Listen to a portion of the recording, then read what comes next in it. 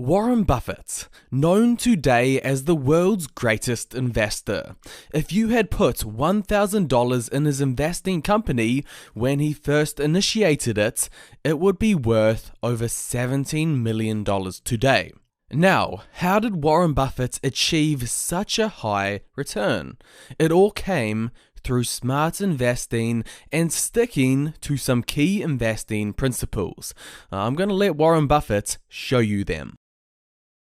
We look for three things when we hire people. We look for intelligence, we look for initiative or energy, and we look for integrity. And if they don't have the latter, the first two will kill you. Because if you're going to get somebody without integrity, you want them lazy and dumb. I mean, you don't want them smart and energetic. So the answer is that investors behave in very human ways, which is they get very excited during bull markets, and they look in the rearview mirror and they say, I made money last year, I'm going to make more money this year, so this time I'll borrow, or the neighbor says, I wasn't in last year when that neighbor was dumber than I made a lot of money, so I'm going to go in this year. So they're always looking in the rearview mirror. And when they look in the rearview mirror and they see a lot of money having been made in the last few years, they plow in and they just push and push and push on prices. And when they look in the rearview mirror and they see no money having been made, they just say, this is a lousy place to be. So they don't care what's going on in the underlying business. And it's astounding, but that makes for huge opportunity, just huge opportunity. I've been taught by Ben Graham to buy things on a quantitative basis. Look around for things that are cheap. And that I was taught that, we'll say in 1949 or 50. It made a big impression on me. So I went around looking for what I call used cigar butts of stocks. And the cigar butt approach to buying stocks is that you walk down the street and you're looking around for cigar butts and you find this on the street, this terrible looking, soggy, ugly looking cigar, one puff left in it. But you pick it up and you get your one puff. It's disgusting, you throw it away, but it's free. I mean, it's cheap. And then you look around for another soggy, one puff cigarette. Well, that's what I did for years. It's a mistake. Although you can make money doing it, but you can't make it with big money. It's so much easier just to buy wonderful businesses. So now I would rather buy a wonderful business at a fair price than a fair business at a wonderful price. I have an old-fashioned belief that I should expect to make money in things that I understand. And when I say understand, I don't mean understand, what the product does or anything like that. I mean understand what the economics of the business are likely to look like 10 years from now or 20 years from now. I know in general what the economics of, say, Wrigley chewing gum will look like 10 years from now. The internet isn't going to change the way people chew gum. It isn't going to change which gum they chew. If you own the chewing gum market in a big way, and you've got Double Mint and Spearmint and Juicy Fruit, those brands will be there 10 years from now. So I can't pinpoint exactly what the numbers are going to look like on Wrigley, but I'm not going to be way off if I try to look forward on something like that. Evaluating that company is within what I call my circle of competence. I understand what they do, I understand the economics of it, I understand the competitive aspects of the business. The biggest mistakes we've made by far, biggest mistakes I've made by far are mistakes of omission and not commission. I mean, it's the things I knew enough to do, they were within my circle of competence, and I was sucking my thumb. And that is really, those are the ones that hurt. They don't show up anyplace. I probably cost Berkshire at least $5 billion, for example, by sucking my thumb 20 years ago or close to it when Fannie Mae was having some troubles, and we could have bought the whole company for practically nothing. And I don't worry about that if it's Microsoft because I don't know it. Microsoft isn't in my circle of competence. And so I don't have any reason to think I'm entitled to make money out of Microsoft or out of cocoa beans or whatever. But I did know enough to understand Fannie Mae, and I blew it. And that never shows up under conventional accounting. But I know the cost of it. I passed it up. And those are the big, big mistakes. And I've had plenty of them. Unless I tell you about them in the annual report, and I resist the temptation sometimes, unless I tell you about them in the annual report, you're not going to know it because it doesn't show up under conventional accounting. But omission is way bigger than commission. big opportunities in life have to be seized. We don't do very many things, but when we get the chance to do something that's right and big, we've got to do it. And even to do it in a small scale is just as big a mistake almost as not doing it at all. I mean, you've really got to grab them when they come, because you're not going to get 500 great opportunities. In terms of our wholly owned businesses, we're not going to sell no matter how much anybody offers us for them. I mean, if somebody offers us 3 times what something is worth at See's Candy, the Buffalo News, Borsheim's, whatever it may be, we're not going to sell it. I may be wrong in having that approach.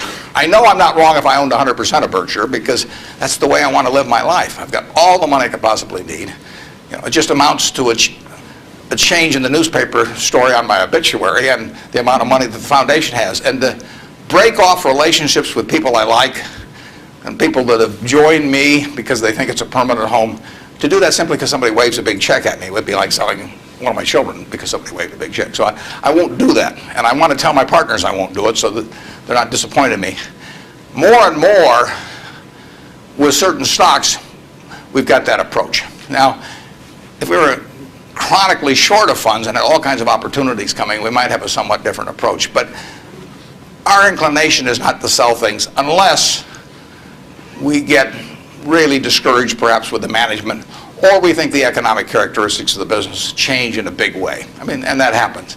So, but we're not going to sell simply because it looks too high, in all likelihood. I mean, you can't make that 100%. So now let's go over here. Hello, Mr. Buffett. I got 2 short questions. One is, how do you find intrinsic value in a company? Well, intrinsic value is the number that if you were all-knowing about the future and could predict all the cash that a business would give you between now and Judgment Day, discounted at the proper discount rate, that number is what the intrinsic value of a business is. In other words, the only reason for making an investment and laying out money now is to get more money later on, right? That's what investing is all about. Now, when you look at a stock, when you look at a bond, assuming it's the United States government bond, it's very easy to tell how much you're going to get back. It says it right on the bond. It says when you get the interest payments, it says when you get the principal. So it's very easy to figure out the value of a bond. It can change tomorrow if interest rates change, but the cash flows are printed on the bond. The cash flows aren't printed on a stock certificate. That's the job of the analyst, is to print out, change that stock certificate, which represents an interest in the business, and change that into a bond and say, this is what I think it's going to pay out in the future. When we buy, some new machine for Shaw to make carpet, that's what we're thinking about, obviously, and you all learn that in business school. But it's the same thing for a big business. If you buy Coca-Cola today, the company is selling for about $110 to $15 billion in the market. The question is, if you had 110 or 15 billion, you wouldn't be listening to me, but I'd be listening to you incidentally. But the question is, would you lay it out today to get what the Coca-Cola company is going to deliver to you over the next 200 or 300 years? The discount rate doesn't make much difference as you get further out. And that is a question of how much cash they're going to give you. It isn't a question of, it isn't a question of how many analysts are going to recommend it, or what the volume in the stock is, or what the chart looks like, or anything. It's a question of how much cash it's going to give you. That's the only reason. It's true if you're buying a farm. It's true if you're buying an apartment house. Any financial asset. Oil in the ground. You're laying out cash now to get more cash back later on. And the question is how much are you going to get, when are you going to get it, and how sure are you? And when I calculate intrinsic value of a business, when we buy businesses, and whether we're buying all of a business or a little piece of a business, I always think we're buying the whole business, because that's my approach to it. I look at it and say, what will come out of this business and when? And what you really like, of course, is them to be able to use the money they earn and earn higher returns on it as you go along. I mean, Berkshire has never distributed anything to its shareholders, but its ability to distribute goes up as the value of the businesses we own increases. We can compound it internally, but the real question is, Berkshire selling for, we'll say, 105 or so billion now. What can we distribute from that 100? If you're going to buy the whole company for 105 billion now, can we distribute enough cash to you soon enough to make it sensible at present interest rates to lay out that cash now, and that's what it gets down to. And if you can't answer that question, you can't buy the stock. You know, you can gamble in the stock if you want to, or your neighbors can buy it. But if you don't answer that question, and I can't answer that for internet companies, for example. There are a lot of companies, there are all kinds of companies I can't answer it for, but I just stay away from those. It's funny that these simple principles of Warren Buffett, that if stuck to over the long term, make such a high return.